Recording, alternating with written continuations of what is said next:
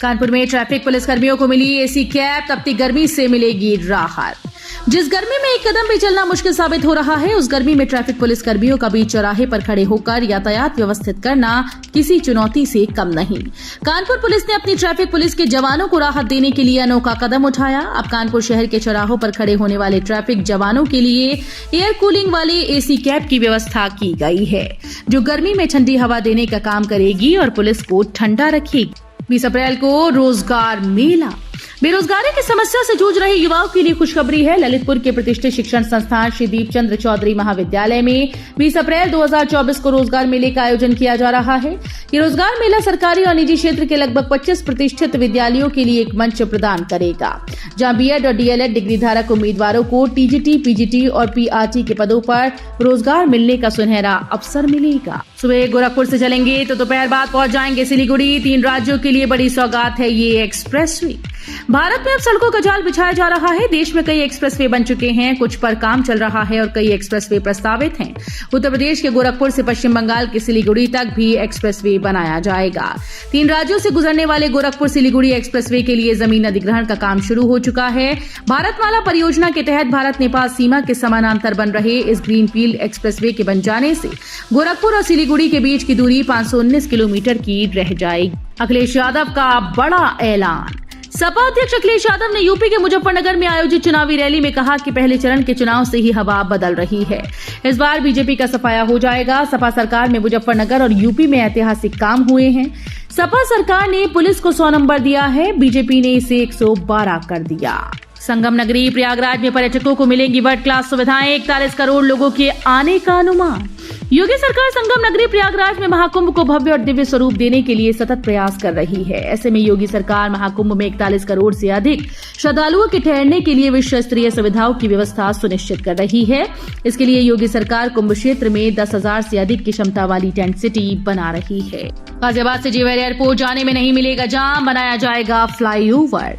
उत्तर प्रदेश के ग्रेटर नोएडा के शाहबेरी पर लगने वाले जाम से निजात के लिए ग्रेटर नोएडा प्राधिकरण ने तैयारियां शुरू कर दी हैं। ग्रेटर नोएडा प्राधिकरण यहां फ्लाईओवर बनाने की योजना तैयार कर रहा है। इस फ्लाईओवर के बनने से गाजियाबाद के लोगों को जेवर एयरपोर्ट तक पहुंचाने में काफी आसानी होगी, साथ ही लोगों को जाम से भी निजात मिलेगी। कानपुर में सबसे तेजी से बढ़ी नई इकाइयां, 72% रही वृद्धि दर।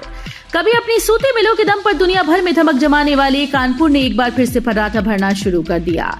बीते वित्तीय वर्ष में शहर ने कई कारोबारी इकाइयों के खुलने के मामले में प्रदेश में सबसे तेज 72% से अधिक की वृद्धि दर हासिल की।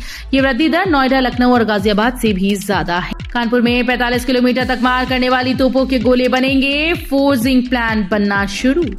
देश और दुनिया में रक्षा उत्पादन में आत्मनिर्भर भारत के मिशन में आयुध निर्माणियों की भूमिका लगातार बढ़ रही है। भारतीय सेना के साथ मिडिल ईस्ट के देशों से हुए रक्षा सौदों के क्रम में ऑर्डिनेंस फैक्ट्री कानपुर में अगले साल से 45 किलोमीटर दूरी तक मार करने वाली 155 mm तोपों के गोले बनने लगेंगे। अभी यहां पर 25 से 30 किलोमीटर मारक क्षमता वाली तोपों के गोले तैयार होते हैं। प्रयागराज नई दिल्ली की एयरलाइंस उड़ान अब सप्ताह में 5 दिन। एलायंस एयर का विमान अब सप्ताह में 5 दिन प्रयागराज नई दिल्ली के बीच उड़ान भरेगा। प्रयागराज बिलासपुर की सेवा बंद कर एलायंस एयर ने प्रयागराज नई दिल्ली की उड़ान बढ़ा दी। प्रयागराज बिलासपुर की फ्लाइट अब गुरुवार और शनिवार को प्रयागराज नई दिल्ली के बीच उड़ान भरेगी। आरपीएफ ने 4,660 सब इंस्पेक्टर और कांस्टेबल पद पर निकाली भर्ती। इंडियन रेलवे में नौकरी पाने का बढ़िया मौका सामने आया है। रेलवे रिक्रूटमेंट बोर्ड ने रेलवे प्रोटेक्शन फोर्स, आरपीएफ और रेलवे प्रोटेक्शन स्पेशल फोर्स के सब इंस्पेक्टर और कांस्टेबल पदों पर योग्य उम्मीदवारों से आवेदन मांगे। इसके लिए नोटिस जारी हुआ था और नोटिस में दी जानकारी के अनुसार आवेदन कल यानी 15 अप्रैल 2024 दिन सोमवार से शुरू हो गए। गर्मी की छुट्टियों में सफर आसान करेगा रेलवे। लखनऊ से होकर चलेंगी 4 स्पेशल ट्रेन। गर्मी की छुट्टियों में लोगों की सुविधा के लिए रेलवे ने लखनऊ होकर 4 स्पेशल ट्रेन चलाने का फैसला किया है। इन साप्ताहिक ट्रेन का संचालन बिहार के दरभंगा, बरौनी, सहरसा और मुजफ्फरपुर जिले तक होगा। ट्रेन संख्या 04067/04068 दरभंगा दिल्ली एक्सप्रेस दरभंगा से 27 अप्रैल से 29 जून तक हर बुधवार और शनिवार शाम 6 बजे चलकर दूसरे दिन शाम 4:40 पर वापस दिल्ली पहुंचेगी। 17 अप्रैल को 12:16 पर रामलला का अभिषेक करेंगी सूर्य की किरणें। सुबह 3:30 बजे से होंगे दर्शन। राम मंदिर निर्माण समिति के अध्यक्ष नृपेंद्र मिश्रा अयोध्या पहुंचे। वे रामनवमी मेले की तैयारी को लेकर बैठक करेंगे। उन्होंने कहा कि रामनवमी मेले की व्यवस्था जिला प्रशासन करता है। जिला प्रशासन व राम मंदिर ट्रस्ट आश्वस्त हैं कि रामनवमी के लिए श्रद्धालुओं के लिए जो भी आवश्यकता है वो उसकी पूर्ति करेंगे। पीलीभीत में भाजपा पर बरसी बसपा सुप्रीमो मायावती, कहा अब गारंटी काम में आने वाली नहीं। पीलीभीत के बीसलपुर में चीनी मिल के सामने मैदान में सोमवार को चुनावी सभा में बसपा के राष्ट्रीय अध्यक्ष मायावती ने सपा, कांग्रेस और भाजपा पर निशाना साधा। उन्होंने कहा कि कांग्रेस की तरह ही भाजपा ने भी केंद्र की सारी जांच एजेंसीज का राजनीतिकरण कर दिया है। यूपी में हमारी पार्टी ने इन सबके हितों का ध्यान रखा है, किसानों के हित का ध्यान रखा। बरेली से भाजपा प्रत्याशी छत्रपाल गंगवार ने कराया नामांकन। आंवला से धर्मेंद्र कश्यप ने भरा पर्चा। बरेली लोकसभा सीट से भाजपा प्रत्याशी छत्रपाल गंगवार और आंवला सीट से प्रत्याशी धर्मेंद्र कश्यप ने सोमवार को नामांकन पर्चा दाखिल कर दिया। छत्रपाल के नामांकन के दौरान जल शक्ति मंत्री स्वतंत्र देव सिंह, सांसद संतोष गंगवार, मेयर उमेश गौतम, विधायक संजीव अग्रवाल समेत अन्य भी नामांकन कक्ष में गए। भाजपा से आती है तानाशाही की बू। भाकियों के नरेश टिकैत बोले, महापंचायत में होगा समर्थन का फैसला।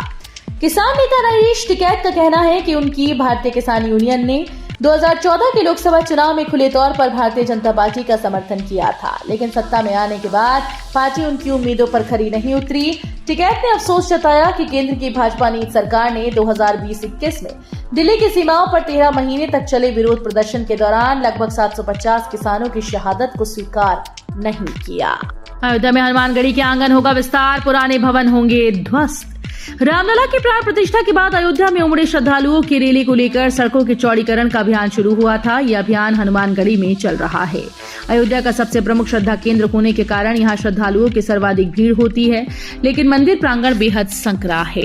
किसी को डरने की जरूरत नहीं। पीएम मोदी ने कहा, मेरा सारा का सारा ध्यान 2047 तक भारत को विकसित बनाने पर। प्रधानमंत्री नरेंद्र मोदी ने विपक्षी नेताओं के खिलाफ ईडी सीबीआई की कार्रवाई से लेकर इलेक्टोरल बॉन्ड पर खुलकर जवाब दिया। समाचार एजेंसी ANI को दिए इंटरव्यू में प्रधानमंत्री मोदी ने कहा कि मेरे पास बड़ी योजनाएं हैं। मेरे निर्णय किसी को डराने दबाने के लिए नहीं हैं। बता दें कि 2047 को देश की आजादी के 100 साल पूरे हो जाएंगे।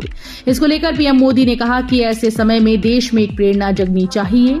ये अपने आप में बहुत प्रेरणादायक है। इरफान को नहीं लाया गया कोर्ट, फिर टला फैसला। अब सुनवाई 20 अप्रैल को। कानपुर के जाजमऊ आगजनी मामले में आरोपी सपा विधायक इरफान सोलंकी को लोकसभा चुनाव के मद्देनजर पेशी पर कोर्ट नहीं लाया जा सका।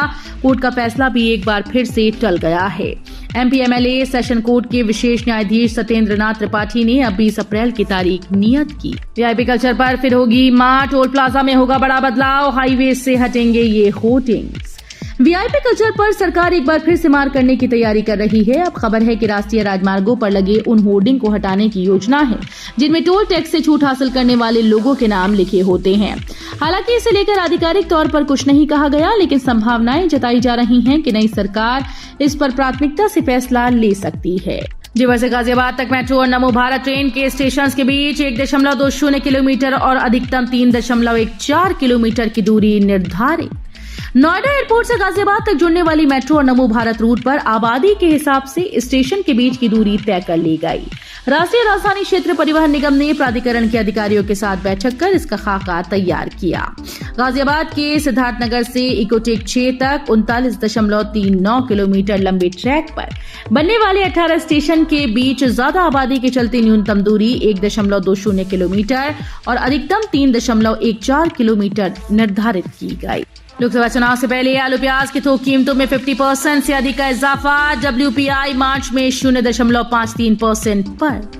सरकार की ओर से जारी थोक महंगाई पर आंकड़ों से पता चला है कि आगामी लोकसभा चुनाव से पहले देश में आलू और प्याज की थोक कीमतों में 50% से अधिक का इजाफा हुआ है। वहीं मार्च महीने में WPI आधारित थोक महंगाई दर 0.53% पर पहुंच गई है। इन लोगों को करवाना होगा आधार कार्ड अपडेट। UIDAI की ओर से जारी अपडेट के अनुसार अगर आपका आधार कार्ड 10 साल से पुराना है और आपका आधार कार्ड अमान्य हो सकता है, इसलिए UIDAI द्वारा 10 साल से पुराने आधार कार्ड को अपडेट करने को लेकर अलर्ट जारी किया गया है। सरकार की ओर से अपडेट करने की ये सुविधा वर्तमान में फ्री चल रही है, बाद में आपको इसके लिए पैसे देने पड़ सकते हैं। यूपी में गर्मी जनित और संक्रामक रोगों की निगरानी बढ़ी। उत्तर प्रदेश में गर्मी के तेवर तीखे होते जा रहे हैं। ऐसे में लू के साथ ही अन्य संक्रामक बीमारियां फैलने की आशंका बढ़ गई। ऐसे में स्वास्थ्य विभाग की ओर से गर्मी जनित बीमारियों के साथ ही संक्रामक रोगों के प्रति निगरानी रखने के निर्देश दिए गए हैं। खाद्य सुरक्षा और औषधि प्रशासन विभाग को भी निरंतर खाद्य पदार्थों की जांच करते रहने के लिए कहा गया। दिल्ली आगरा बरेली रूट पर बसेस का संचालन बंद। लोकसभा चुनाव रामनवमी का असर परिवहन सेवाओं पर पड़ा है। दिल्ली आगरा बरेली व मऊ रूट पर बसों का संचालन ठप हो गया। इस रूट पर चलने वाली बसेस से सफर करने वाले यात्रियों की मुश्किलें बढ़ गईं। हालांकि सोमवार को रोडवेज की 14 बसें चुनाव ड्यूटी में भेजी गईं। पीएफ का लाभ लेने वाले कर्मचारियों के लिए अच्छी खबर, अप्रैल से बदल गया ये बड़ा नियम। अभी तक नौकरी बदलने पर पीएफ का पैसा ट्रांसफर करने के लिए आपको एक फॉर्म भरकर जमा करना होता था, लेकिन अब से आपको ऐसा करने से बिल्कुल भी जरूरत नहीं है।